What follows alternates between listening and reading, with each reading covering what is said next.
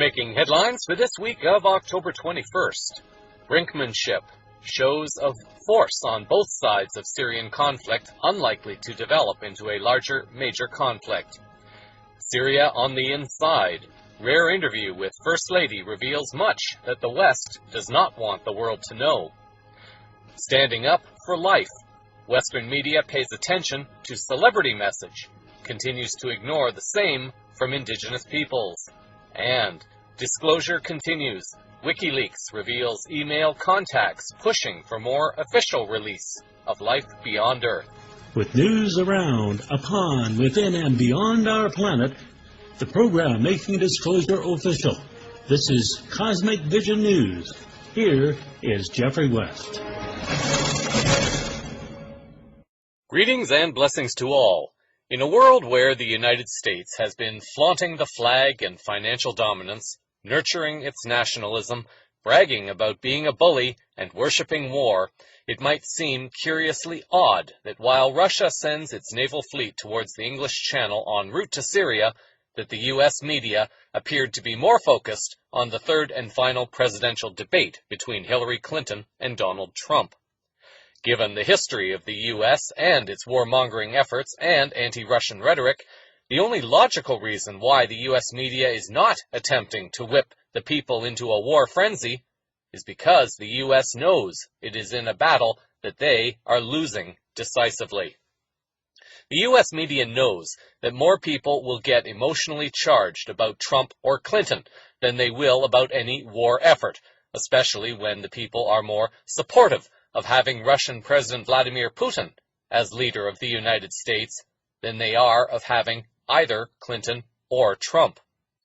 Lizzie Dearden, writing for the London Independent on October 17th, reported that Russia's flagship aircraft carrier is leading a fleet of naval ships heading towards the English Channel as they journey towards Syria. The nuclear-powered Admiral Kuznetsov is one of 7 vessels photographed off the Norwegian coastline earlier this week en route to the eastern Mediterranean, with the most likely passage taking them through the North Sea, Dover Strait, and English Channel before heading south. The article added that Norway's National Joint Headquarters said the fleet was shadowed by a Norwegian naval frigate as it passed through international waters. Major Elisabeth Eikeland, a spokesperson for the Norwegian Army, told the AFP news agency that the tone was good with the Russian ships. It could be considered a good sign that the U.S. is losing in its propaganda campaign, or the war campaign, when the media is suddenly silent about anything. An article by Alexander Mercouri, appearing on the Duran website on October 15th, reported the following. Press conferences by U.S. Secretary of State John Kerry and U.K. Foreign Secretary Boris Johnson, following Western foreign ministers' meetings in London, confirms military options to save jihadi fighters have been abandoned, and that the Western powers have accepted that the Syrian government, with Russian support, will recapture eastern Aleppo. Both Kerry and Johnson were quoted in the article as having said that there is no appetite for war in Syria, which could arguably be considered an admission of defeat to their agenda. A Veterans Today article on October 15th reported Russian Foreign Ministry spokesperson Maria Zakharova as publicly demanding that Boris Johnson stop with his false accusations against Russia. Also on October 15th, the anonymous website had reported that Islamic State militants have lost most of their ammunition, heavy vehicles, and equipment in Russian air strikes, the Defense Ministry said last Tuesday. At least 86 Daesh targets were hit during 88 sorties in the 24-hour period between October 15th and 16th. Diane Marshall, writing for the Marshall Report news website, reported on October 15th that Putin's message is clear to the Western world. He is ridding the Syrian area of all the terrorists the West has under Obama's leadership, sent into the region to kill Christians and topple Syrian President Assad. Putin is not letting up, and all systems are go for Operation Salvation. Marshall adds, the establishment elite's game is over. Putin is flexing his muscle against Daesh aggression and ridding the strongholds Obama has created in the Syrian area. Meanwhile, the Western media continues to tell the people Russia is the enemy. Yet, the Zionist-controlled U.S. mainstream media is more focused on Trump and Clinton. Alex Jones, whom I admit I do not trust as a journalist due to his background, some of his connections, and some of his fear-mongering revolution talk, does, occasionally, seem to come up with some good information, but he also seemingly manages to bring in other information that does not feel accurate at the same time. This is part of the trick in learning to discern. The following is a short clip of Jones commenting on the U.S.-Russia-Syria situation and an alleged no-fly zone being imposed by Russia, mixed in with several other voices, including a woman translating for comments made by Putin to representatives of the Western media. I've been following the statements coming out of the Kremlin and out of the Russian Defense Ministry. I've been following the statements out of the Pentagon and out of our Congress. I have been following the statements of top geopolitical analysts, journalists, and others. Vladimir Putin has press conferences and begs the Western media to inform the public about the fact that countries are being destabilized around Russia and weapons and troops are being moved in by NATO against Russia's border. It's only you that they tell these fables and you buy it and spread it to the citizens of your countries. Your people do not feel a sense of the impending danger. This is what worries me. How do you not understand that the world is being pulled in an irreversible direction? That is the problem. But they pretend like nothing's going on. I don't even know how to get through to you people anymore. And then George Soros goes on TV and brags that he was involved with the $5 billion that the State Department admits they sent to overthrow an elected government of Ukraine. First on Ukraine, one of the things that many people recognized about you was that you, during the revolutions of 1989, funded a lot of dissident activity, civil society groups in Eastern Europe, in Poland, the Czech Republic. Are you doing similar things in Ukraine? Well, I set up a foundation in Ukraine before Ukraine became independent of Russia.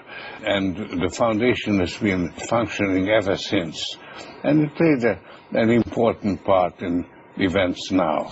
Russia is not offensively threatening our country, but our elites are preparing for a war with Russia, and then they want to go after their political opposition here in the United States, claiming we're Russian agents. And now, one of the most important developments in the 5-year tragic saga of the Western-backed Al-Qaeda-started civil war in Syria took place today. Russia came out in the Moscow Times. It was in Yahoo News, Associated Press, Daily Caller, you name it, stating any aircraft entering Syrian airspace that's not authorized by the Syrian government and the Russians who were invited in will be shot down. What does that signify in plain English? The Russians are saying there is a no-fly zone over Syria. You enter this country, we're going to take you out. Then the Russian military, through their embassy in the U.S., put out a tweet with an image of the famously deceptive White House press secretary with missiles aiming at him, saying, look, we're not going to allow your country to continue to back terrorists in Syria, which is what they've been doing. The naked, insane, wild-eyed chutzpah of the elites running our country is evident in the fact that just a week ago, announcements were made by the State Department that terrorists would attack Russia, jihadis, the same one the West runs, if Russia didn't back off in Syria. Extremist groups will continue to exploit the vacuums that are there in Syria to expand their operations, which will include, no question, attacks against Russian interests, perhaps even Russian cities. The power structure hopes that the American people and the people of the West are not up to speed on geopolitical developments. They're counting on that. But let me break down the facts, and these are undisputed. Syria is a proxy war between Russia and the globalists that have hijacked the West. The West is using Al-Qaeda, Sunni, Wahhabist mercenaries that's Islamic State, to invade the multi-religious, tolerant nation of Syria, to destabilize it and overthrow it as a gateway into Turkey and the rest of Europe for Islamic colonization. If one listens to the remainder of his report, some questions begin to arise, however. There have been sources that have made various so-called announcements that several people have already been sworn in as the temporary leader of the new U.S. Republic government. CVN has not reported often on this because there appears to be too much confusion and not enough confirmation on this. Some sources have claimed that it has been General Joseph Dunford who has been sworn in, while others claim it is the Speaker of the U.S. Congress, Paul Ryan. If one chooses to continue listening further in Jones's report, Jones goes on to suggest that Dunford has been selected by Obama to continue Clinton's campaign in Syria. And Dunford has allegedly made comments that he is ready to go to war, although it is not clear in which context he meant this. CVN is not yet prepared to comment on whether or not a new government has been sworn in to represent the new Republic of the United States and whom any temporary leader may be. What appears clear, at least in the current moment, is that while the U.S. campaign was seemingly winning its agenda-driven battle to demonize Russia, the Western media was all over it. Now that it appears that the U.S. and its cabal elitists are losing their battles on multiple fronts, in Syria, in Ukraine, and in other countries, and also with the general public within the U.S., all is quiet on the Western Front, to borrow a phrase. With less than 3 weeks before the scheduled U.S. election, I am standing by my belief and prediction that something is going to happen, and I am not prepared yet to say exactly what that something might be, but it will lead to a postponement of the current election cycle and lead to a new election, possibly in the new year, with new candidates. Many U.S. citizens will say that there are obvious ideological differences between Russia and the United States. This is certainly what the global cabal would have people believe. How accurate is this, however? An interview has surfaced on RT with the Russian president. He was asked if there are ideological differences between the two countries. Assuming the translation was correct on the video, Putin said the following: "Currently, we have no ideological differences, but we do have fundamental culture-logical differences." Putin goes on to state all the following. The foundation of American consciousness is the idea of the individual. The foundation of the Russian consciousness is the idea of the collective. There is one Pushkin scholar who noted this concept well. In Gone with the Wind, the main heroine says, "I'll never be hungry again." For her, this is of utmost importance. But in our understanding, as a Russian person, we have a different mission. It is something that stretches beyond the horizon. It is something deeper. It is something spiritual. It is something to do with the Maker, referring to a divine creator source. These are two philosophies of life. This is why it's difficult for us to understand one another, but it is possible. He is then asked if this is why international law exists, to help with that understanding, and he replies, well, yes, but the U.S. was fundamentally built as a democratic country. From its creation, it was a democratic state. When people come to colonize the continent, they had to build relations with one another, and as a fact of life, they had to be in constant dialogue with one another. Colonization of the American continent began with large-scale ethnic cleansing. The scale of cleansing that took place had no precedent in the history of humankind. Putin then compares the defeat of the Carthaginians by the Romans and how the Romans allegedly put salt on the land so nothing could grow there. Instead of putting salt on the land, the Europeans simply killed the indigenous populations because they needed the land. Putin continues, aside from this, American history knows slavery, and it is so deeply rooted in their consciousness. Similarly today, we have got to know all the different angles of the history of the Soviet regime. We know about Stalin. We know things that in the past we did not know. Things like dictatorship and being a tyrant came to light. But I really doubt that Stalin, in the spring of 1945, if he had had a nuclear bomb, I doubt that he would have dropped it on Germany. In 1941 or 1942, when it was a question of life or destruction of the Soviet state, maybe he would have if he had had a nuclear bomb. But in 1945, when it was clear that the enemy was in surrender, essentially when the enemy had no chance of winning, I really doubt he would have. But the Americans did this against a defeated Japan, a non-nuclear country at that. We have a lot of difference, but it is normal for such different people to try to find ways of understanding one another. My supposition is that it comes from there not being another choice. Moreover, it is not an accident that in the most critical times of modern history, the U.S. and Russia have united, both in World War I and World War II. We may be geopolitical opponents, but when thunder struck, we are united together. There is something there, basic, fundamental interests. This is what we need to focus on first and foremost. We need to know our differences, but at the same time pay attention to the positive aspects that will help us cooperate. An article on the Free Thought Project summed up their opinion with the following headline: "While Americans fight over which clown to elect, Russia deployed its largest fleet since the Cold War." In a late afternoon development ahead of recording the newscast, RT has reported on October 21st that Russia's foreign ministry said in a statement that it has presented Alex van Meeuwen, Belgium's ambassador in Moscow, with evidence proving the involvement of the Belgian Air Force jets in a recent airstrike on a Syrian village that killed 4 civilians. The Belgian diplomat was recalled and presented with evidence showing involvement of the Air Force in the airstrike. It was also mentioned that detailed info on the technical aspects of the flight of the 2 F-16 jets had been given to Belgium's military attaché in Moscow by the Russian Ministry of Defense.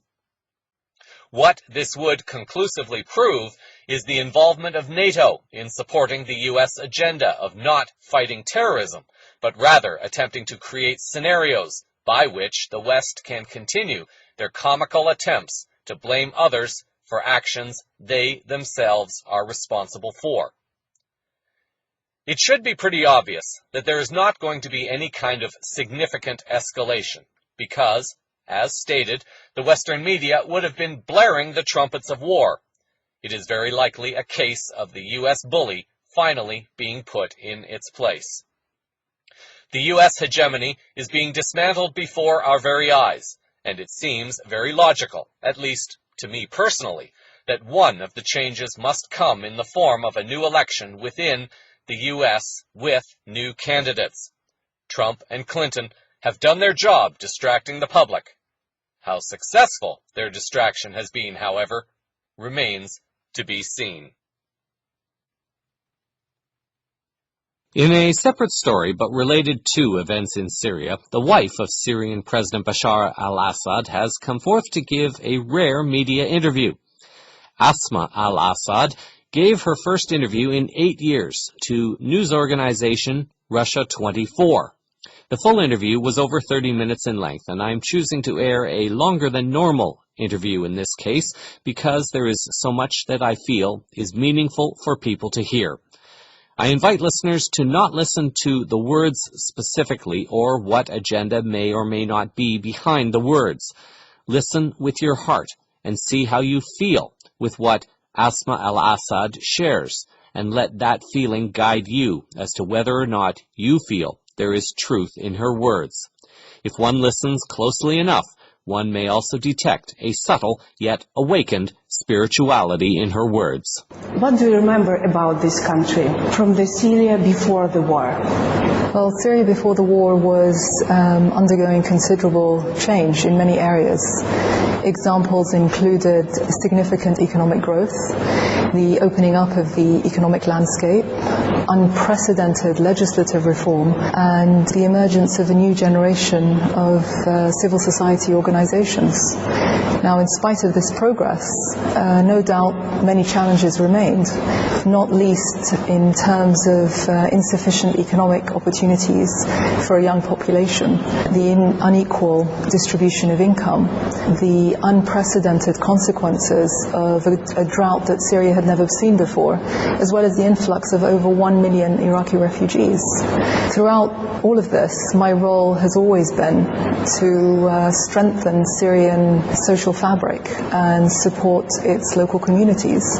And more specifically, this translates to promoting initiatives that encourage inclusive economic growth, primarily through microfinance initiatives, working with civil society organizations to make them stronger, and working with young people to ensure that they have the right skills and abilities and opportunities so that they can reach their full potential. Being the First Lady comes with many responsibilities. I would like to know about your goal at the beginning of this important way. Well, I'm not sure if you know, but I used to be an investment banker. I was heading to Harvard to do an MBA. So you could say that becoming First Lady was never a part of my career plan. This position doesn't come with a job description or a manual. And so I decided to approach it from a citizen's perspective. What could I do to make my country stronger and fairer? From the very beginning, I was drawn to helping empower people that work very, very hard every day, often with limited resources, to make the best of their lives. Meeting these people, listening to their stories, and seeing for myself the difference that they make in their communities afforded me the opportunity to draw attention to their cause and help create a more enabling environment for them to thrive.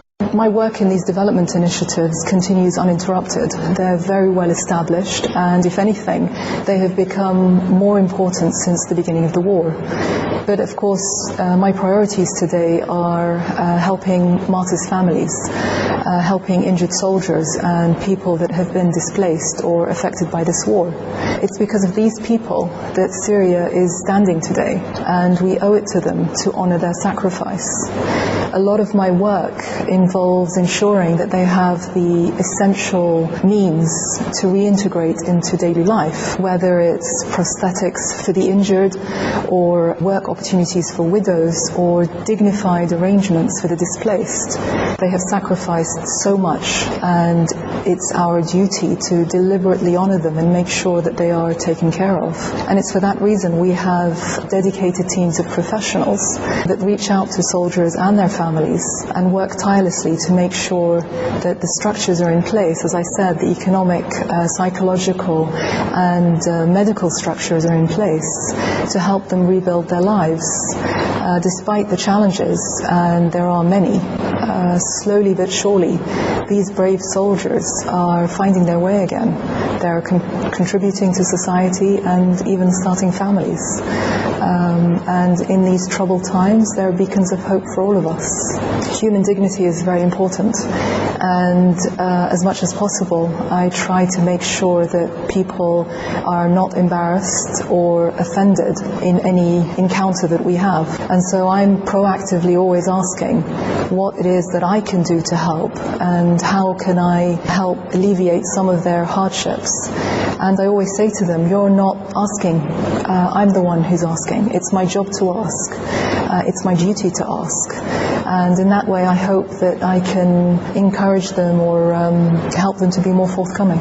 Crisis or no crisis, my interest is always to extend help to those who need it. And this is a priority above all other considerations. I continue to insist that I remain as accessible and approachable as possible, because again, there is no replacement for human interaction. It's how I learn, and it's how I'm able to make a difference. If I'm helping Syrians, then ultimately I'm helping the president as well. What results do you proud of now, by now? To tell you I'm proud would mean that I'm finished, I'm done.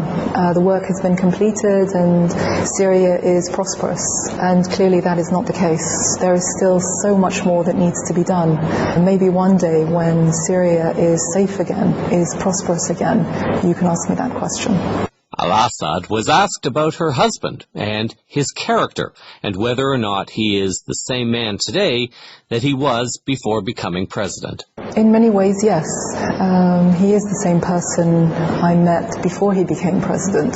He's very calm, he's very thoughtful and always polite, but probably one of the best things about him is that he is so easy to talk to. You can talk to him about anything and everything, and that's great. How does difficult military tasks or other difficulties of nowadays influence him? Well, of course, the responsibilities are much, much greater than before. The burden is tremendous. And that is where all his energy is focused and the majority of his time. But one of the things I admire as well about him is that despite these burdens and the demanding schedule that he has, he always tries to make some time for his family, especially our 3 young children. He takes his role as a father very, very seriously. He's a very giving man. The interviewer then asked Al-Assad about an event in 2012 when the Ministry of Defense was attacked. And yet, to the surprise of observers, the Al-Assad family maintained their daily agenda, and Al-Assad walked her children to school. She was asked why she chose to do this. At the time, my eldest was 10 and the youngest was no more than 7. So understandably, they were all frightened. The sound of gunfire was very close by. But the morning of that attack, I knew that this was going to be one of the most profound moments of their childhood. My instinct at the time, and I remember the day very, very vividly as if it was yesterday, my instinct at the time was definitely not to run or to hide. And when I called the school and was told that they were open as usual, the decision was made. As I was walking my children to school, my youngest asked me whether I loved him. But let me tell you that I walked my children to school that day, not because I wanted to put them at risk, but because I wanted them to know what it meant to face down their fears and stand up for their convictions. Today, 2 of them are no longer children, they're teenagers. But unfortunately, like the majority of their generation, most of their childhood has been spent in a war. This has forced them to grow up too quickly. But I like to feel that it's also helped them appreciate what really matters in life. And so almost every day, they'll come home with stories to share and questions to ask. And as you can imagine, I'm no longer the one setting the topic of conversation or determining what information they have access to. Sometimes they're angry and frustrated, sometimes they're sad. I believe it's my role as a mother to help them develop the skills that they'll need to formulate their own opinions and navigate the world around them, as opposed to telling them what they should be thinking or how they should be feeling. Ultimately, if I'm successful, they'll grow up to be independent thinkers. Commenting on the humanitarian crisis facing Syria today, as well as the Western mainstream media negativity, Al-Assad shared the following comments. Much has been said about the humanitarian situation in Syria, but in truth, the severity of the situation is beyond comprehension. The displacement, the poverty, the sickness, the suffering is possibly unprecedented. Ironically, Western media organizations have chosen to solely focus on the plight of refugees and those caught up in rebel-held areas, whereas in fact the vast majority of people displaced are living across the rest of the country. And these people, as much as anybody else, matter, and nobody has the right to dehumanize them based on the lines of a map. What do you feel? What do you would like to tell the people who target you? Well, first of all, I think it's to be expected, part of the position, or it comes with the territory, as they say. Even as this interview wraps up, it's almost certain that I will be subjected to some pretty harsh criticism by certain people or media organizations that are only interested in portraying me in a negative or even superficial manner. That's their agenda, and there is nothing I can do about it. I think these comments are primarily used to test who we are as individuals, and if you do not remain grounded when you hear the positive, you're more than likely to fold when you hear the negative. You may remember also that at one stage I was the Desert Rose, the elegant First Lady bringing reform, and so forth. As nice as these comments may seem, they actually don't have a lasting impact on me. What's important is that I remain humble and true to who I really am. And as I said, if the positive don't get to your head, then the negative are not going to hurt you either. When asked about the future of Syria, the First Lady had this to say. Syria comprises of land that has been continuously inhabited for a very long time. Over thousands of years, this soil has been exposed to dozens of wars and invasions, and some areas were completely destroyed. I know that Syria can and will rebuild itself. What's important is that we tackle the internal and external factors that fueled and prolonged the war. We owe this to future generations. As Syrians, we've always prevailed, and this period in our history is no different. It is known or often said that Syria means rising sun, and Syrians will rise again, that I can assure you. Finally, the interviewer points out that she has been in the country since the beginning of the crisis, and she has never left. Has anyone attempted to bribe the First Lady or to get her to leave the country? Well, you're right on both counts. First of all, I've been here since the beginning, and I never thought of being anywhere else at all. And secondly, yes, I was offered the opportunity to leave Syria, or rather to run from Syria. These offers included guarantees of safety and protection for my children, and even financial security. It doesn't take a genius to know what these people were really after. It was never about my well-being or my children. It was a deliberate attempt to shatter people's confidence in their president. And suffice to say, these offers were foolish and not even made by people who were Syrian. Let me phrase the question slightly differently. Why was the fate of the children in Zara not given the same media coverage as the tragedies of Aylan and Omran? The Western media decided to focus on these tragedies because it suited their media agenda. It's actually the West that is dividing our children in this conflict according to the political beliefs of their parents. Aylan was a Syrian child, irrespective of what his parents believed, as was Omran and the other innocent children in the Zara village massacre. These are all children. They are all innocent children, and they are all a loss to Syria, irrespective of which side of the conflict we support. And as a Syrian, I am personally saddened by the loss of every single child, whether it's Aylan or Omran or the many, many others whose names did not reach Western headlines. Ultimately, humanitarian aid should not be determined by geography, political orientation, or religious belief. It cannot be allowed to be driven by political agendas. In other parts of the interview, Al-Assad comments on the effects of sanctions imposed on her country and even on her personally, and how grateful she and the Syrian people are for the assistance of Russia, something that she says they will never forget.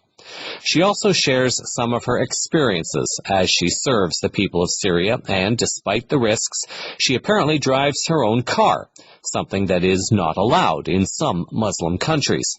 Her voice and her presence certainly seem to display incredible compassion and conviction in her service to the Syrian people, and it is likely why they are so popular with the Syrian people, despite what the Western media tries to sell to the world. The al-Assad family belonged to a small religious offshoot of Islam known as Alawi. Some people use the term Alawites. According to the website MuslimHope.com, Alawites are an offshoot of Shiites.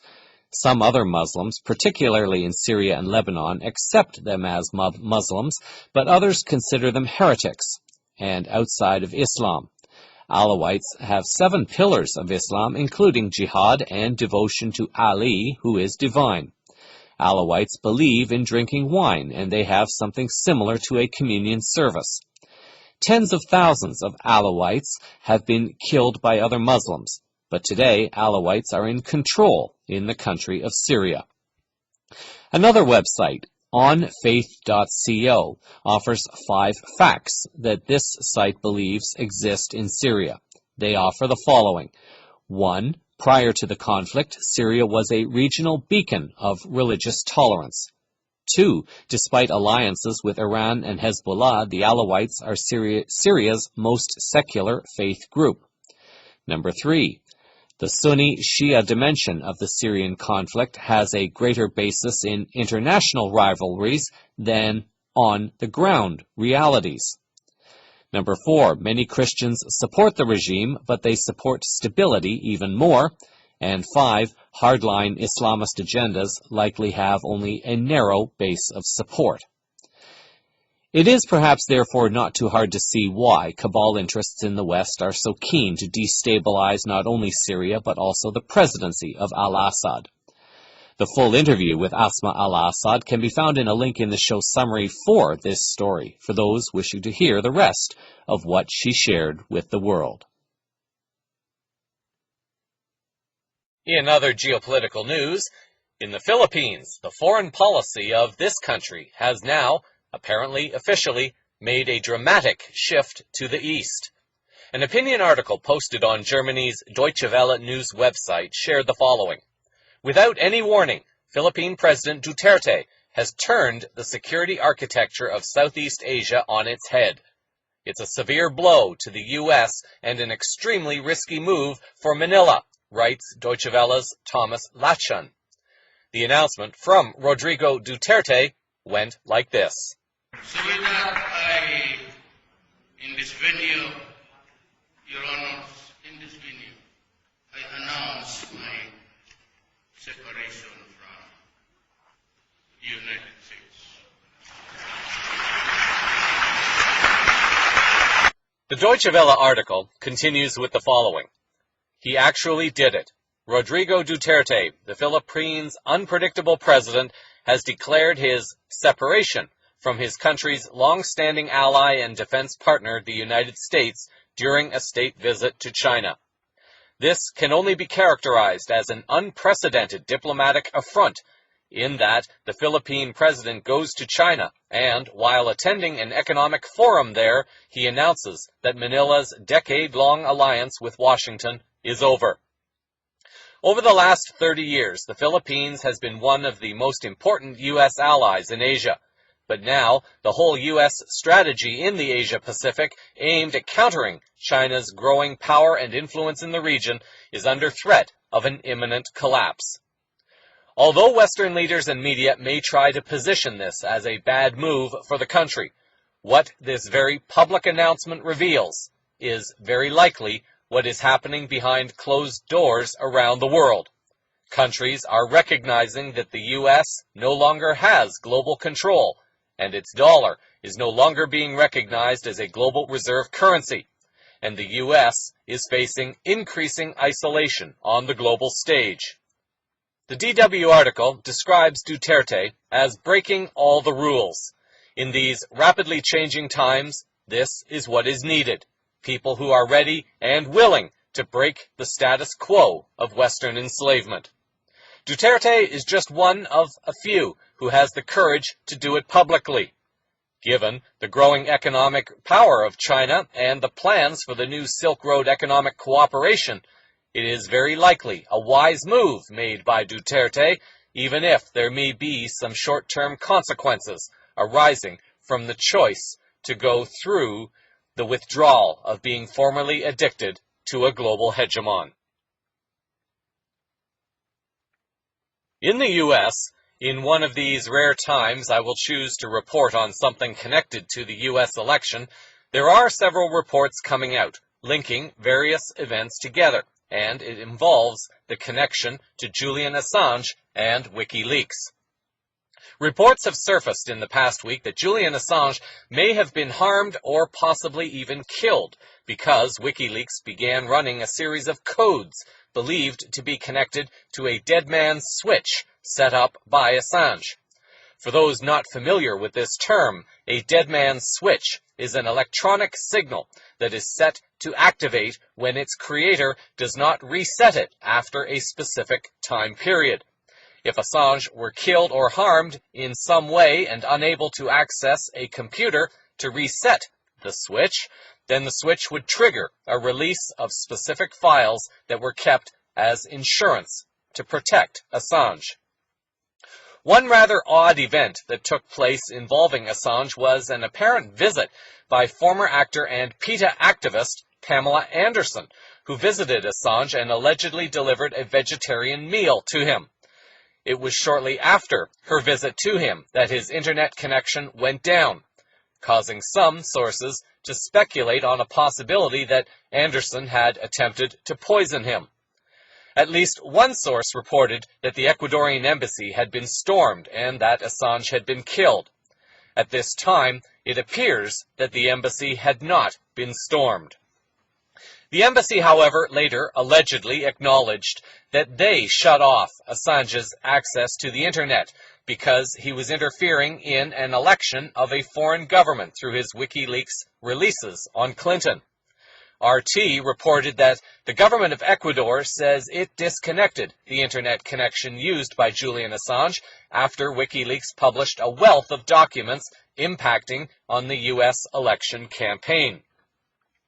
It has been alleged that Secretary of State John Kerry had recently paid a visit to Ecuador, or perhaps met with Ecuadorian officials in Colombia, and some believe that he may have put some geopolitical force on Ecuador to do something about Assange's alleged interference in the U.S. election. Francis Martel, writing for Breitbart.com on October 18th, reported that WikiLeaks is claiming that U.S. Secretary of State John Kerry personally pressured the government of Ecuador to cut its founder Julian Assange's internet access, preventing further publication of private emails from the account of Clinton campaign chairman John Podesta. WikiLeaks claims Kerry asked Ecuador to terminate Assange's internet access while attending the recent peace negotiations in Colombia between the government and FARC on September 26th. As long as Assange has not been harmed, here is the good thing that is a bit cool about this possible scenario. As of recording time on October 21st, it is unknown if Assange has appeared on the balcony of the embassy to confirm his safety. If he has not already done so, it may suggest either something has happened or there is another plan in place. If it is true that Kerry threatened the Ecuadorian government, then it is a pretty brilliant strategy that Ecuador cuts Assange's internet. Ecuador does exactly what the U.S. asked it to do, so they kept their word to the U.S. government. In that process, Assange is cut off from the internet, and in the process, the dead man's switch is activated, and thus even more devastating files are released. But the U.S. cannot blame Ecuador for this, because Ecuador did exactly what Kerry told them to do. Maybe Kerry never considered the dead man's switch and how devastating it might really be. I suspect that we will not know for sure until we find out whether Assange is still alive or not. Back in late July, Nick Burnaby, writing for the Anti-Media News website, reported that Russia is manipulating the 2016 U.S. presidential election by leaking hacked emails from the Democratic National Committee's servers, emails that show the Democratic National Convention rigged and manipulated the Democratic primary in favor of Hillary Clinton.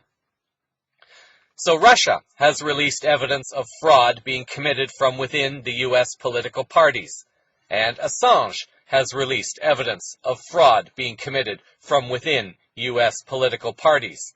The U.S. attempts to demonize both Russia and Assange for their alleged involvement, exposing the internal fraud that is cheating the U.S. voters. And yet the U.S. claims it is perfectly okay for them to interfere in foreign elections or to impose their chosen puppet who will fulfill their agenda worldwide.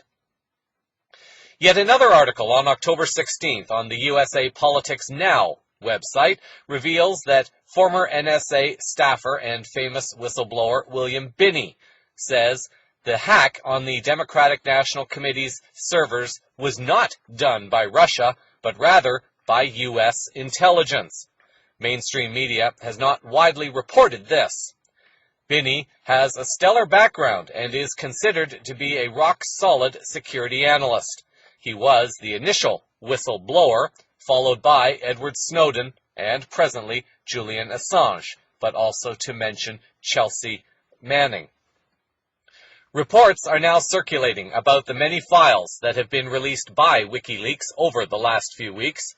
I admit that I have not made the time to read through all the emails, nor do I really care to, because I am not particularly interested in giving much attention to either Trump or Clinton.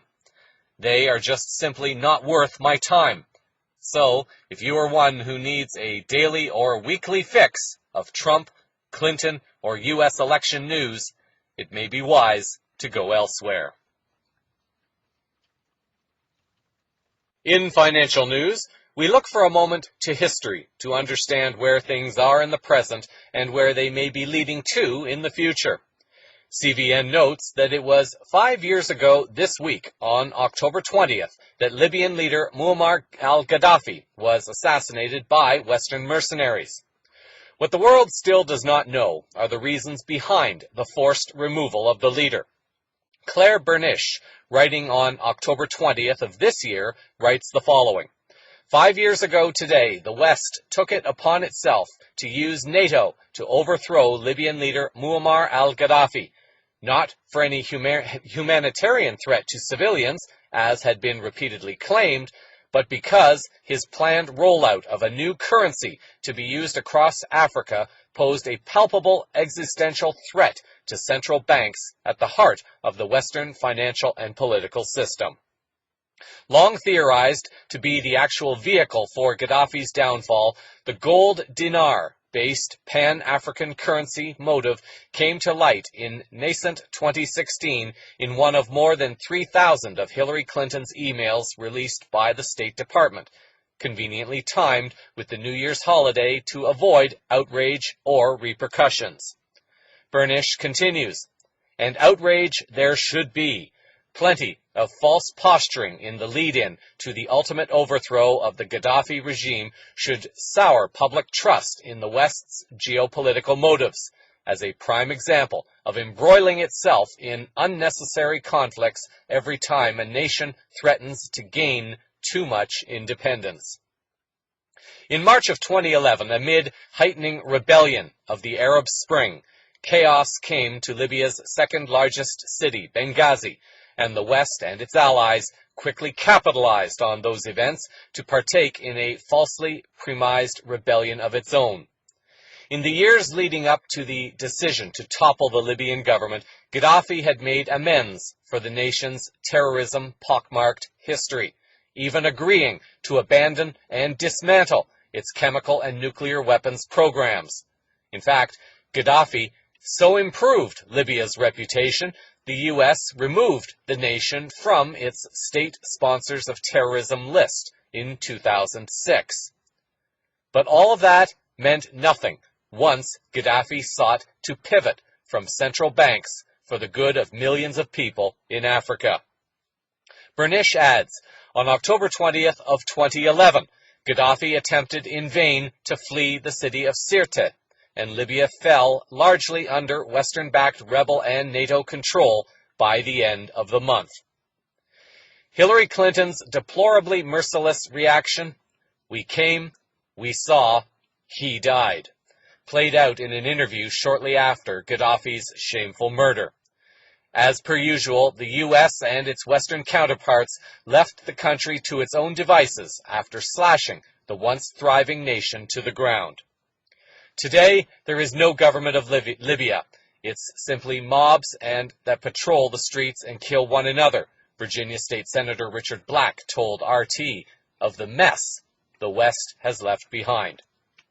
And despite certain issues in Libya before the coup, Libyans had an incredibly high standard of living, the highest in Africa, international lawyer Francis Boyle told RT. When I first went to Libya in 1986, I was amazed by the empowerment of women. What I saw in Libya was that women could do anything they wanted to do. Abdus Sattar Ghazali, writing for Global Research on October 20th, notes that the situation now in Libya is far worse than it was 5 years ago. A former general and CIA asset serving under Gaddafi turned on him. The general was exiled to the U.S., but returned to Libya and with the help of NATO was able to overthrow Gaddafi. Libya and Gaddafi share strong similarities to Rodrigo Duterte and the Philippines. Both were adamantly opposed to U.S. hegemony and control. At this time, it is unclear as to what ambitions Duterte has for the Philippines in terms of revamping its currency, but Gaddafi had plans to use Libya's resources and a gold-backed currency to move the African continent onto the global stage. All of this is connected to former U.S. Secretary of State Hillary Clinton. What we seem to be witnessing now in the world is a more coordinated effort by the emerging economies, led by Russia and China, to challenge global Western hegemony, led by the U.S., Israel, and others.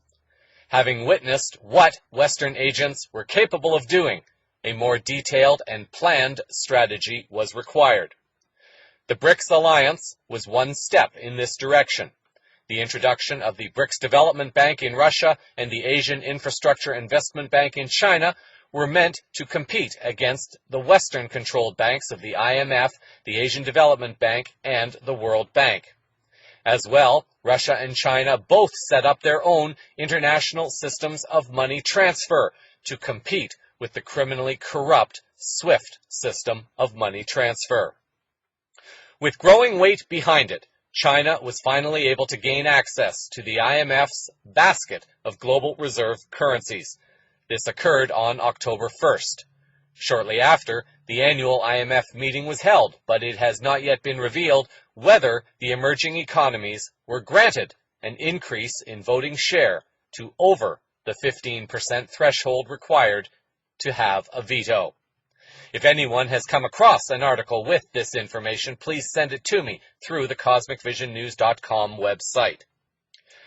China's currency, however, is apparently now gold-backed, and as Russia and China embark on the ambitious and very strategic Silk Road economic cooperation, in partnership with a growing Eurasian alliance of countries, more pressure is going to be put upon the increasingly dysfunctional Western system of fiat debt.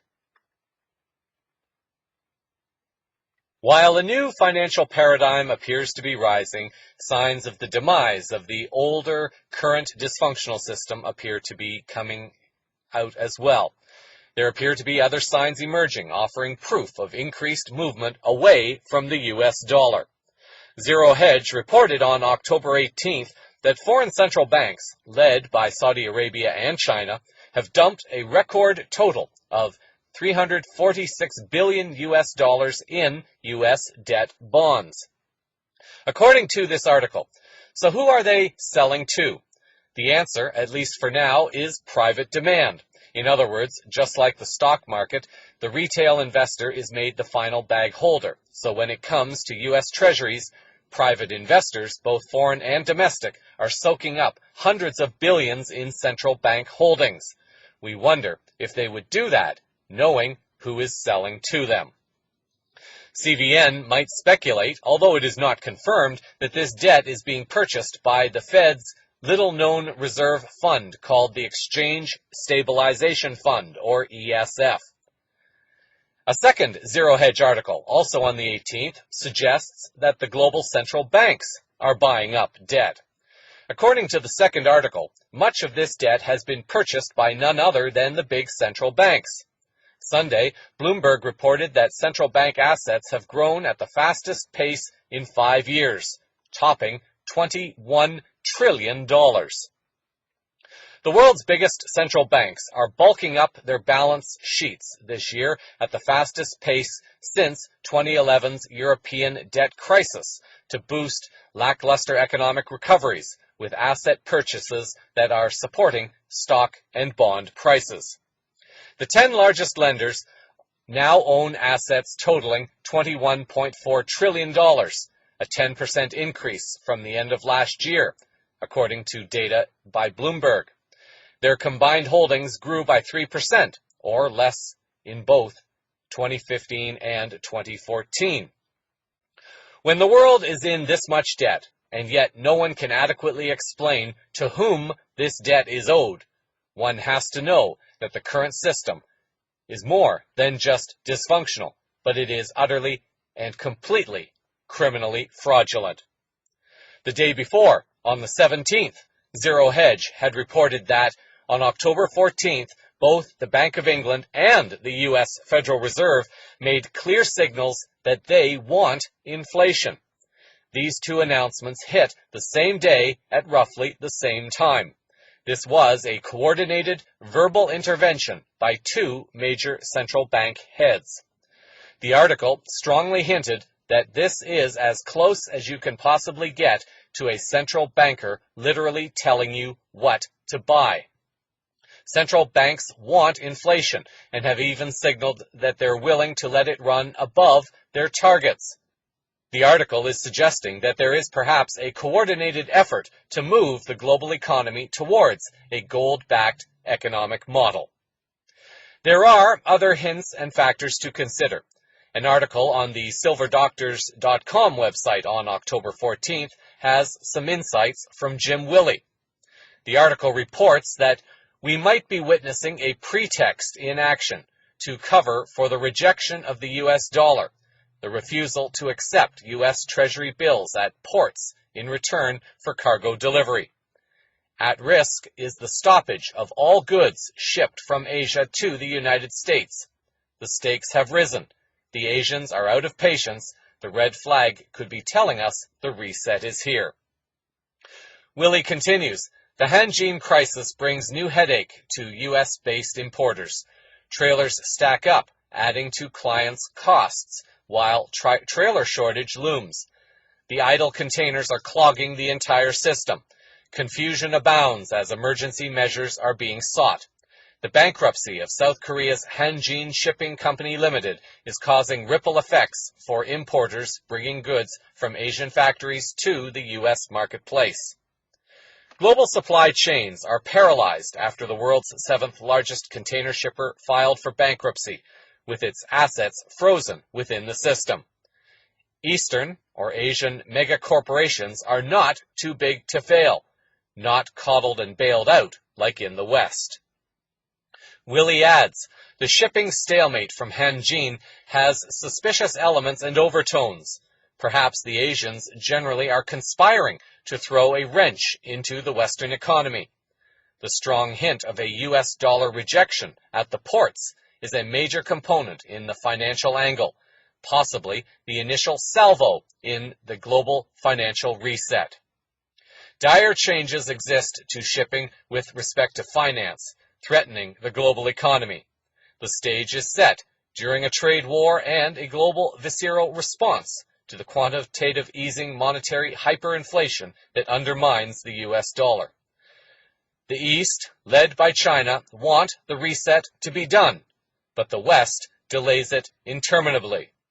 Regardless of any short-term chaos and pain, a growing number of people seem to be ready to finally accept that getting out of this criminally fraudulent system that has enslaved humanity and destroyed our planet for the enrichment of a few people is better than trying to keep something alive that no longer serves the highest good of all.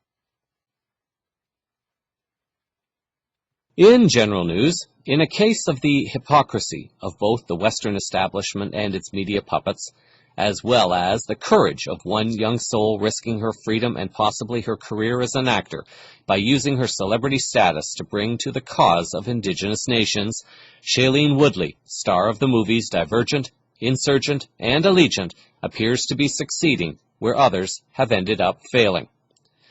Where the activism and arrests of presidential candidate Jill Stein of the Green Party and her vice presidential candidate Ajamu Baraka and the arrest of Amy Goodman of Democracy Now! Could not succeed, the arrest and detention of Woodley appears to be drawing significant attention to the importance of water to life, as well as the indigenous people's fight to expose the dangers, risks, and corporate greed linked to promoting oil pipelines across North America, and particularly in North Dakota. The TMZ News website reported on October 10th that Woodley had been arrested while protesting the Dakota Access Pipeline. The pipeline has drawn increasingly larger groups of both indigenous and non-indigenous people who are standing up to corporate America and big oil in particular to protest their exploitation and their destruction of the environment and humanity. Woodley was able to live stream her arrest, and she called out the mainstream during her arrest, saying, "I hope that you are paying attention, mainstream media." The BBC picked up on the story on October the 11th and noted how some of her Divergent co-stars came to her aid and her defense. India Country Today Media Network reported that Woodley was released as other celebrities came to support her, and thus brought even more media attention to the protest of the pipeline. TMZ later reported on the 19th that Woodley had entered a plea of not guilty, and suddenly there appeared to be some media interest in the case. According to this TMZ article, the rush is on to cover every second of the case. Shailene wasn't in the North Dakota court on that morning, but her attorney entered her plea. She was charged with 1 count of misdemeanor criminal trespass and 1 count of misdemeanor engaging in a riot. As soon as local media caught wind of her plea, they filed docs asking for video cameras to be allowed in court. The judge approved, so if her case goes to trial, she'll have another platform to state her protest against the pipeline. On October 20th, more details were released about her arrest, and Democracy Now! Reported that Woodley had been strip-searched. Woodley told Democracy Now! That, "Never did it cross my mind that while trying to protect clean water, trying to ensure a future where our children have access to an element essential for human survival, would I be strip-searched. I was just shocked." The article also reported that Standing Rock Sioux Tribal Chair Dave Archambault II and others have also been strip-searched after being arrested for nonviolent civil disobedience against the pipeline. The day before, on October 19th, another blog site, B. Snorrel, had reported that a Lakota woman had been strip-searched by male officers and left naked in jail cell overnight, and yet this is not exposed by the mainstream media. The abuse by police officers and others that have authority is getting more relentless and more blatantly public than ever. Millennials, like Woodley, are finding their voices. Woodley appeared on Late Night with Seth Williams on September 21st alongside Bernie Sanders and had this to say about her time on the front lines of the protest. Now, you've actually spent time protesting this pipeline. Yeah. What has that experience been for you, being on these Indian reservations, or this Indian reservation? It's been remarkable. It's been one of the greatest experiences of my life. A lot of people don't know this. There's a lot of talk out there about violence on the front lines. I was there for a month and a half, and there was not 1 ounce of violence. For the first time in history, since before colonization, before we colonized America, native tribes were at war with one another many times. This is the first time that you have this many tribes gathered in one place, standing together, united, to stand up for not only their rights, but human rights and the access to clean water. All they're doing is protecting clean water. So ultimately, Obama's administration just stepped in, Department of Justice and Army Corps of Engineers, and said they're going to temporarily halt construction. That's beautiful. but that's not a win. A win is when they say we're not moving this pipeline to some other location to affect clean water, but we're going to stop it. We're going to nix it like we did with Keystone XL. Time magazine reported on an official statement made by Woodley on October 21st, and here is what Woodley had to say. I was arrested on October 10th, on Indigenous Peoples Day, a holiday where America is meant to celebrate the indigenous people of North America. I was in North Dakota, standing in solidarity side by side with a group of over 200 water protectors, people who are fighting the Dakota Access Pipeline. People who carry a rainbow of colors on their skin, people who gathered together because they realize that if we don't begin taking genuine steps to protect our precious resources, our soil, our water, our essential elements, we will not have a healthy or thriving planet to pass on to future generations. I was in North Dakota standing side by side with Native Americans, you know, those who were here before us. Well, guess what, America? They're still here, and they are still fighting the good fight, a fight that serves each and every one of us. They are still putting their lives on the line to protect the roots that feed our existence. And guess what else, dear America? They are still being ignored. We are still throwing them in jail. We are still silencing their dedication to protect us from the planetary consequences that will catastrophically bleed from our ignorance. We wear their heritage, their sacred totems, as decoration and in fashion trends, failing to honor their culture. Headdresses, feathers, arrows, moccasins, sage, beadwork. You know what I'm talking about. Coachella. Walking around the flea market this weekend, I can't even tell you how many Native references I saw being used in a way that feeds our Western narrative. We buy plastic teepees from Toys R Us and set them up in our living rooms for children to play in. We grow up romanticizing Native culture, Native art, Native history, without knowing Native reality. Somehow we've allowed 200-plus years to go by without questioning the Western truth we have been told to believe about Native Americans. And now in 2016, in the day and age of exciting technology, which empowers revolution and curiosity, we are still blindly, or maybe not, allowing 200 years of unjust history to continue. We are allowing Native American voices to be swallowed by the white noise of distraction. Doesn't this sadden you, America? When we talk about marginalized communities in our country, we do not, on a mainstream level, include Native Americans. When we talk about sex trafficking in our country, we do not, on a mainstream level, include Native Americans. When we talk about governmental integrity, we do not, on a mainstream level, include Native Americans. Treaties are broken, land is stolen, dams are built, reservations are flooded, people are displaced. Yet we fail to notice, we fail to acknowledge, we fail to act. So much so that it took me, a white, non-Native woman, being arrested on October 10th in North Dakota on Indigenous Peoples Day to bring this cause to many people's attention and to the forefront of news publications around the world. The day I was detained, 26 others had to dress in orange as well, as they were booked into the Morton County Jail. Did you hear about them? 26 men and women who put their livelihoods on the line to protect their children, your children, and my future children. 26 men and women who realize that millions of people depend on the Missouri River for drinking water. Millions. And, you guessed it, you may be one of them. Did that catch your attention? Listen up, America. The reason we are freezing our asses off on October 10th in peaceful protest was because the night before, the U.S. Court of Appeals denied an injunction to halt construction of the pipeline, as in, they began building once again.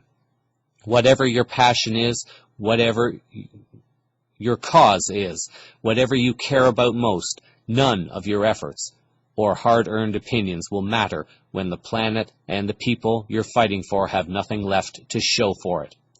I appreciate all of you out there who supported me while I was arrested.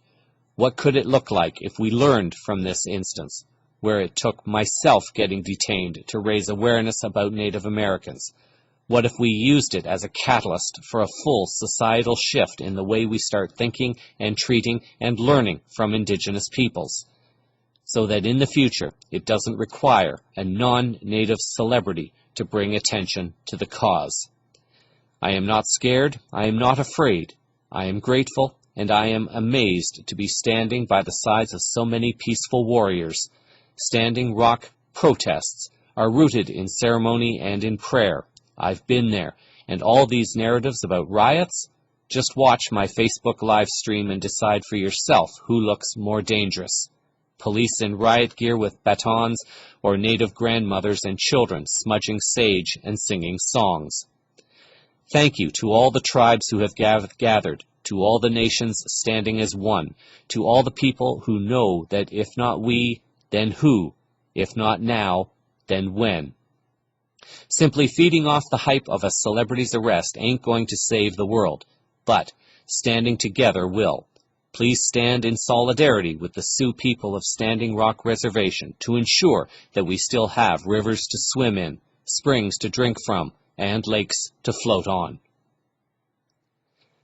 Some powerful words coming from just one of many thousands, if not millions, of talented and courageous millennials who are finding their voices and using those voices in service to humanity and the planet ahead of their own personal desires. Time magazine gets points for giving this coverage of Woodley's words, but they also immediately lose those points because they have not paid attention to Indigenous voices who have been trying to share the same message. In disclosure-related news, there are a number of stories to look at this week which may suggest that attempts are being made to increase the amount of ET-related information being made available to help prepare humanity for the more formal acceptance that we are not alone in the universe, multiverse, or omniverse as we currently know it. In the follow-up to the numerous other disclosures made regarding Hillary Clinton, WikiLeaks has also uncovered emails from her campaign advisor, John Podesta. Longtime CVN listeners will know that Podesta has been a strong supporter of getting information regarding the X-Files of the United States. With the stories being released this week, the evidence appears to be mounting that more information is being released, very possibly in preparation for something that some sources have called the event, although it has not been disclosed exactly what this so-called event may be. Sources have alleged it could be geopolitical, which it could well be. Sources have alleged it could be geoeconomic, which it could well be. Sources have alleged that it could be some kind of major celestial event, which it could also very well be. It is possible, and probably very likely, that it will be a combination of these, and perhaps much more. Why might I say probably, very likely? This is a bit hard to explain, because I have been attempting to connect dots from many sources that are leading me to the feeling that I currently have that humanity is going to need some kind of significant non-Earth event that will get the attention of everyone on the planet, an event that cannot be hidden or suppressed, and one that will force the positive changes that many have been attempting to create for so long. This celestial event would also contribute energetically to the continuing shift in human and planetary consciousness that is awakening more and more humans daily and moving the geopolitical and geoeconomic truths more into the mainstream. Starting on October 10th, RT reported on emails released by WikiLeaks between Podesta and astronaut Edgar Mitchell. According to RT, aliens want to help humankind, but fear our violent tendencies, according to an email exchange revealed by WikiLeaks. Mails sent by astronaut Edgar Mitchell to John Podesta cite an impending space war and the Vatican's knowledge of alien life. The email exchange occurred in 2015, while Podesta was still serving as counselor to President Obama, before moving to help the campaign of Hillary Clinton.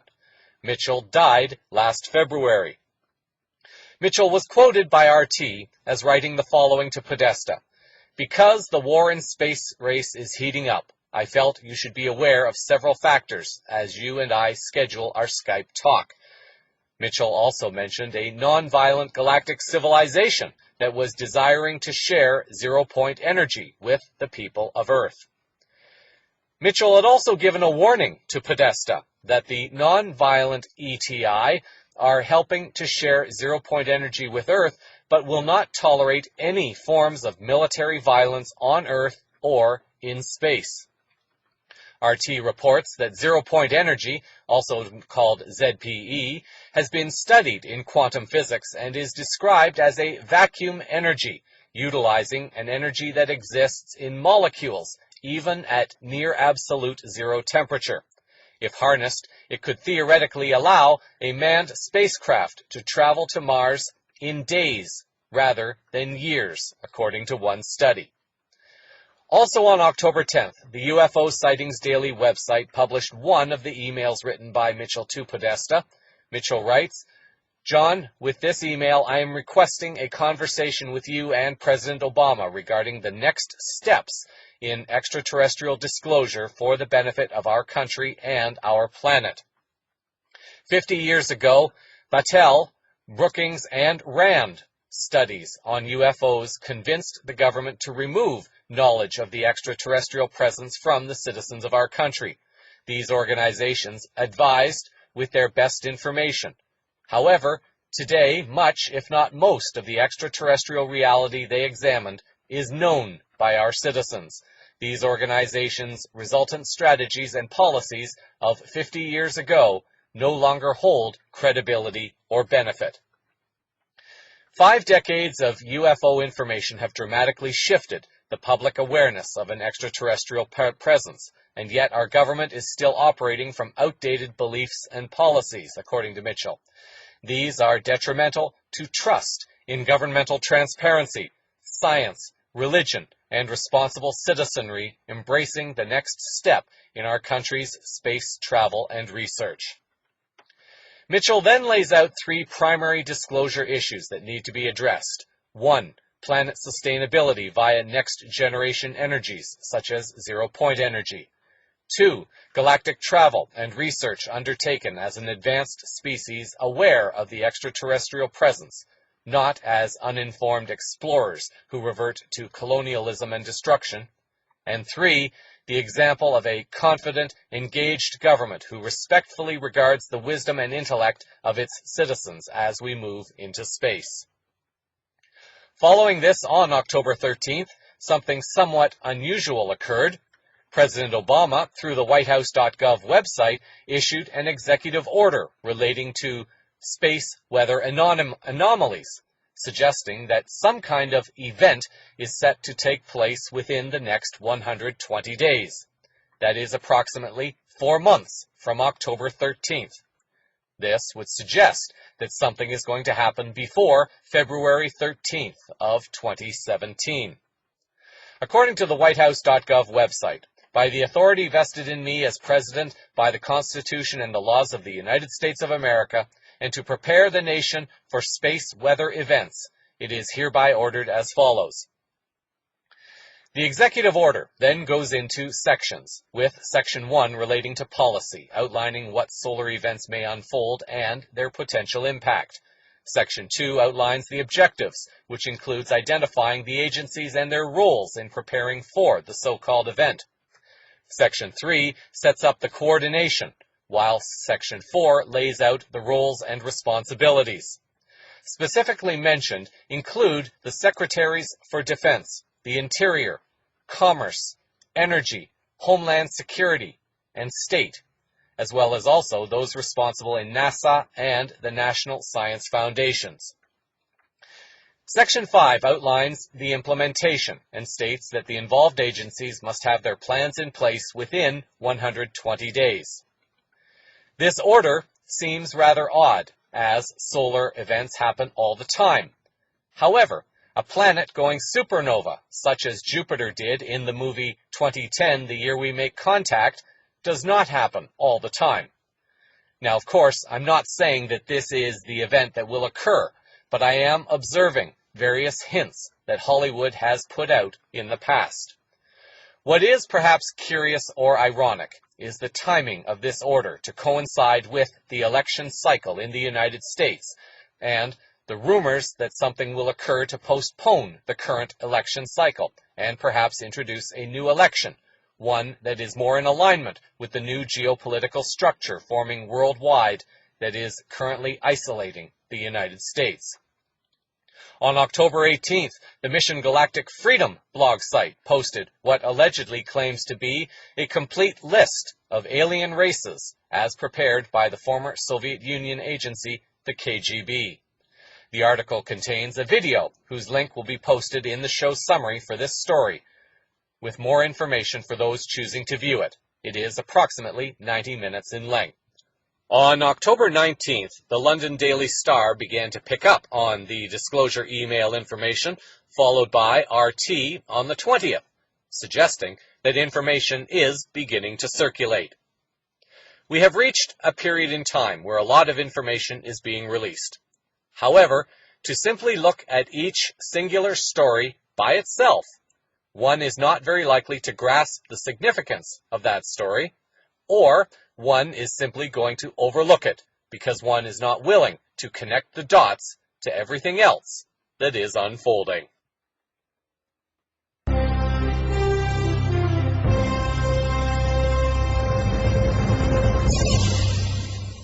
Finally, in health-related news, in a story that is not likely to be much of a surprise to regular listeners, an article appearing on the 420intel.com news website on October 19th is reporting that a new survey conducted by the Center for Addictions Research of British Columbia helps explain why Big Pharma is so afraid of cannabis. The pharmaceutical and alcohol industries, both powerful influences in Washington, have long lobbied against cannabis legalization in order to protect their profits. However, the tide has turned as decriminalization of medical and recreational cannabis sweeps the nation and the continent. With legalization, more and more people are discovering how this plant can provide a safe alternative to the dangerous effects of prescription pills. The survey of 473 adult therapeutic cannabis users found that 87% of respondents gave up prescription medications, alcohol, or other drugs in favor of cannabis. Adults under 40 were likely to give up all three of these for medical cannabis. The most startling revelation, and one that will have Big Pharma running to their crony lawmakers, is that 80% of respondents reported substituting cannabis for prescription drugs. In addition, 52% said they substituted cannabis for alcohol, and 32% said they substituted it for illicit substances. These results indicate a very promising trend of people moving away from dangerously addictive and deadly substances in favor of a miracle plant that has never caused an overdose death. The article continues. As the Free Thought Project has reported before, the U.S. is in the midst of a painkiller epidemic with overdose deaths skyrocketing as Big Pharma has secured its grip on government and mainstream medicine. Opioid painkillers and heroin have driven overdose deaths to the point where they are now the leading cause of fatal injuries in the U.S. Alcohol is also killing Americans at a rate not seen in 35 years.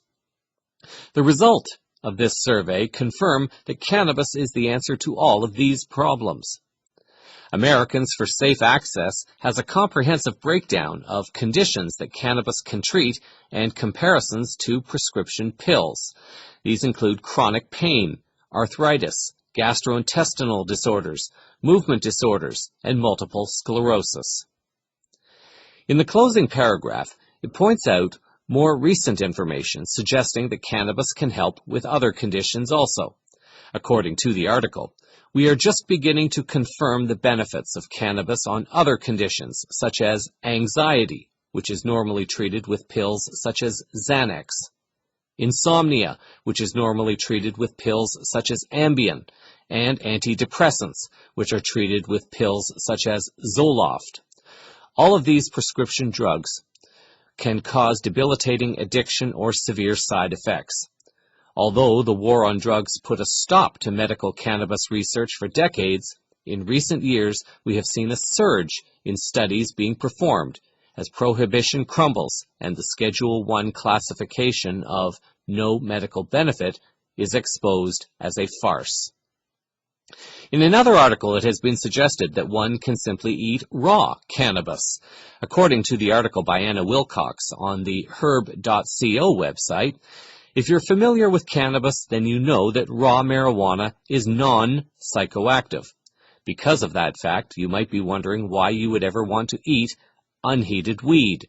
Well, this herb may actually turn out to be one of the most nutritionally valuable plants we've found yet. Marijuana is a superfood, according to the article. This incredibly unique plant contains over 400 different chemical compounds. The number of vitamins, essential oils, and acids found in cannabis has led experts like Dr. William Courtney to call weed a dietary essential. Marijuana is a particularly special plant in the world of nutrition because the herb contains extremely high concentrations of cannabinoid acids. Turns out these acids are incredibly important for basic cell functions. A YouTube video with Dr. William Courtney will be in the show summary for this story. As positive as this may sound, it does not necessarily mean that cannabis is right for you, and CVN makes no claims that cannabis will help everyone, although, admittedly, the research seems to suggest that cannabis has the potential to help more people than pharma drugs.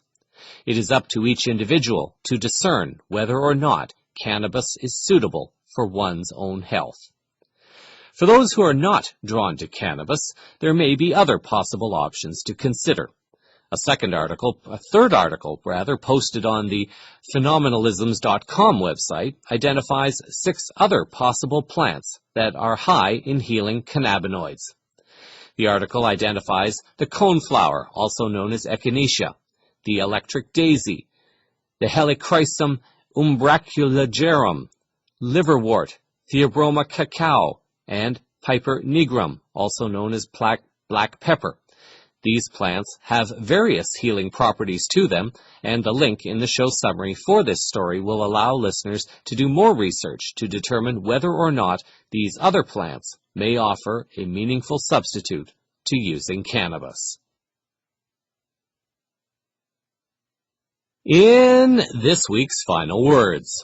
Several weeks ago, I was witness to a conversation involving my goddaughter and a longtime friend from my hometown. My goddaughter has aspirations of being an actor and playing the Hollywood game, even though I have gently tried to drop hints regarding the dangers of Hollywood cinema. She is one of those millennial children I spoke of earlier, and she has many gifts and abilities, but in this current moment of now, she is preoccupied by the allure and glamour of being an action hero actor. In this conversation, the topic came up about superheroes, and she asked my hometown friend who his favorite superhero was, and he replied, Superman. Now, my goddaughter takes great pride in pointing out how Wonder Woman has taken down many of the male superheroes in the Justice League, and wonders aloud on many occasions why more people, and especially men, are not fans of Wonder Woman for her kick-ass abilities. My goddaughter replied to my friend that Superman has some powerful abilities, but he was too nice. And her tone in saying this immediately revealed to me that she does not seem to have much respect for men who are too nice. She has a lot of anger within her towards men, but perhaps especially for the men who have disempowered women in Hollywood. She is also very angry that Hollywood has apparently killed off a number of characters who have been identified as lesbian, gay, or bisexual, transgender, questioning, intersex, or allies, an expanding group known as LGBTQIA. I began to observe what seems to be a new dynamic surfacing in an attempt to keep the divine feminine and the divine masculine from uniting against the root cause of the division that Hollywood is now attempting to stir up. Now, I want to be clear at this point that my goddaughter is not wrong. She is merely expressing her truth in the current moment, and although I may agree with her truth in principle, I am not in agreement with the expression of that truth. I agree that women have been disempowered in Zionist Hollywood, and that men have been given most, if not all, of the primary advantages. Lately, over the last 2 to 5 years, we have begun to see roles with strong female leads. Wonder Woman, Black Widow, Triss in the Divergent movie series, the movie Lucy, and there are numerous others that could be named. I believe that this is a good thing, but at the same time, I am also witnessing the reactions of my goddaughter, and I have to wonder if this sudden empowerment in Hollywood of women has been orchestrated to create a greater wedge between the empowerment of the divine feminine and divine masculine, by fueling a wave of anger among impressionable young women against men in general, or perhaps against the Zionist-dominated men in Hollywood, who are the ones responsible for the anger which creates the illusion that the anger is against men in general. Make no mistake, there are men in our world who have been responsible for the disempowerment and mistreatment of women in the world. This is an important issue, but I have to point out that this is just one of the many fires burning in the collective humanity that has the same root cause as all the other fires.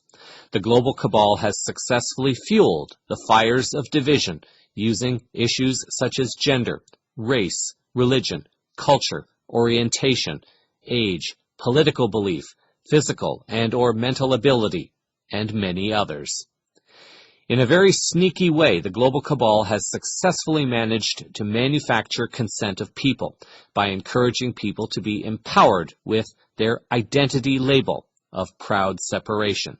However, instead of using the uniquely different but equally beautiful truth that each human possesses against the group that is also manufacturing the separation of humanity, people have been conditioned to turn that anger towards their fellow humans, the ones who are as much innocent victims to this mind control that angry people like my goddaughter are now venting their anger against, including me. My goddaughter has been taking weapons courses and physical defense courses because she sees herself as an actor who wants to star in roles where women are the kick-ass action heroes. Again, I see and agree with part of her truth, but I am not in full agreement with the expression of it. Zionist Hollywood is a lie. Although she correctly believes that women should have more empowerment in movies, I feel she is missing the point that it is Hollywood itself, along with the mainstream media, that have fueled much, if not all, of the disempowerment, in whatever forms, that have permeated and corrupted the North American psychology. This is her truth, however, and no amount of my life wisdom can make an impression on a 20-year-old who is drawn by the allure of being an actor who has the fire of anger in her heart. I have no doubt that she is where she is to make a difference. Although I hope I am wrong, my observance so far seems to suggest that her anger is consuming her, perhaps in a way that is similar to how anger consumed Anakin Skywalker into becoming Darth Vader. This brings up the issue that has been addressed previously on CVN, and this is the issue of the importance of embracing one's dark side. It is a part of us, and I do agree that we simply cannot ignore it. The challenge I am dealing with is how to express the darkness within so that it gets healed without harming other people or our planet in the process. Of course, this darkness is more extreme in some than in others, and can exist in physical, verbal, mental, emotional, and perhaps even spiritual forms. Some people suffering from alcohol addictions use their drinking as an excuse to harm others, so they can blame it on the alcohol, and thus take the blame off themselves. However, it has also been said that alcohol merely frees the mind to express what is really felt inside. When I was young, I got drunk on a few occasions, but I never once had the feeling that I wanted to hurt anyone or use my drunkenness to take advantage of a woman. I was still fully aware that my actions could hurt others. Maybe some souls just found it easier to follow the path of darkness. There is no catch-all solution that will help every human find an answer to this balance of acknowledging one's darkness within, which has been collected over one's lifetime, and perhaps even over multiple lifetimes, and balancing that with the kindness, compassion, forgiveness, peace, and love that humanity is being called to embrace in the co-creation of a new Earth as a birthing galactic star nation. I consider myself to be in the category of a nice guy, and as such, based on what my goddaughter said to my friend, Superman does not have her respect as much as one who expresses one's darkness through violence. Zionist Hollywood and the media have bred this violence within the minds and hearts of certain souls, and some souls will choose a more physical and perhaps even violent takedown of the global cabal, while others take a more kind-hearted approach. Neither are wrong, however, as it depends upon the soul contract of the individual, but also the choices one makes that can either be non-life affirming or they can be life-affirming. Lisa Brown, in an article on the Love Has Won blog site on October 19th, observes how the roles of the supermasculine guys will change as they begin to wake up. About these kinds of men, Brown writes the following: I can see their desire to expose and honor their hearts, yet their confusion at losing their masculine persona if they do. I can see their beauty, magnificence, and purity of their soul, and their not knowing how to be a man and feel all this stuff emerging within them.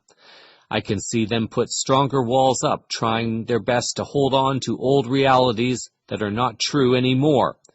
Fear of feeling, hurt, failure, and losing control, letting anyone in, being let down, abandoned, judged. These are all things which do not occur on New Earth. Brown continues, it is no different than when we wake up, women and the feminine energy men. Yet it is, for they've lived this life of strength, of being powerful, of being strong and surviving everything. For the really masculine energy man, or woman, but we are talking about men right now, their softness brings forth fear of vulnerability, which is so totally the opposite. For we must allow ourselves that rawness, that vulnerability, in order to truly feel again, to bring the walls of protection down, to not live in the fear of being alone. When our soul awakens, we desire connection, deeply, yet we seek it in others first. Experience after experience activates our unworthiness, feeling of not good enough, lack of intimate, lasting connection, rejected for not being enough in others' minds, where they are not in tune with their own sacred soul. We are in the vibrations of the very masculine man awakening now, more and more. It is important to support them, show them that they can be masculine, and honor their soul at the same time. It's important to open up and share, to show them it's safe to be seen. It's important to not impose, not pressure, not push. Just hold the space for them to open up on their own and not feel threatened as they do. It's important for the women to support the men now, yet in very different ways than before. Those who have opened their hearts know that our relationships are very different here. We do not hold attachments, cords, expectations, or needs anymore. Many men have been trying to wake up, going through their distortions, shedding old human needs and exchanging them for new desires to take their place in this new world now. Women, it's your time to step up, to be the one that already understands, to be the one who holds that space and the stability in place. When the soul awakens, the human aspect does break and dissolve, and it doesn't matter what bodies we are in. This process is genderless. We all have human masculine, human feminine, and we have divine masculine and divine feminine too. A personal friend who does shamanic work, made some comments to me about the ego, reminding me of the importance of integrating the ego and not rejecting it. For rejecting any aspect of oneself helps to make it stronger. Making anything an enemy is the first sign of the ego. Resistance to anything. Maybe Hollywood has corrupted the emerging true spirit of Wonder Woman and other female heroes and superheroes at this time of global awakening to foster greater gender separation in the form of anger against men, as opposed to empowering the awakening divine feminine and divine masculine to set aside the separation of gender and focus on the root cause of the separation, to co-create something better for all of humanity without the Zionist Hollywood violence. Create a wonderful week until our next moment of now. So that is a sample of the unfolding higher consciousness news around the world this week. Cosmic Vision News is broadcast weekly from the CosmicVisionNews.com website. Links to stories used in this broadcast are published in the show summary, which is available on the website.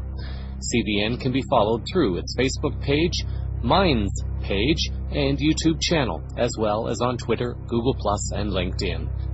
Thank you for sharing your time with me. I'm Jeffrey West, reminding you that we have to stop passively participating and accepting that things are just the way they are, and start approaching the future with the idea that we will not allow this lower vibration reality to continue, but instead actively co-create a higher vibration reality.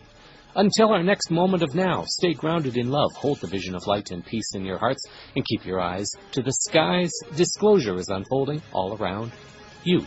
Namaste.